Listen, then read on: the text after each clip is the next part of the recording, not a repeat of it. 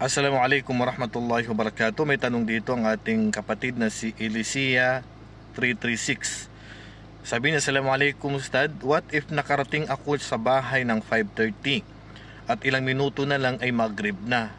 Magpapre pa ba ako ng asar o hintayin ko na lang ang Maghrib para doon ko na isabay ang asar? So yun yung kakumpletuhan ng kanyang tanong. Hindi po pwede. Pagdating nyo po sa masjid o pagdating nyo sa bahay o kaya ay naalala mo na malapit na ang siyempre naalala mo na hindi ka pala nakapagsala ng asar, pero ilang minuto na lang ay Maghrib na, ay magsala na po kayo agad. Magsala na po kayo agad. Sa oras po na naalala nyo po na hindi po kayo nakapagsala, ay palitan nyo po agad yung sala. Sabi ng Propeta sallallahu alaihi wasallam, man nasiya an salatin aw nama anha falyusalliha idza dzakaraha fala kafarata illa dalik.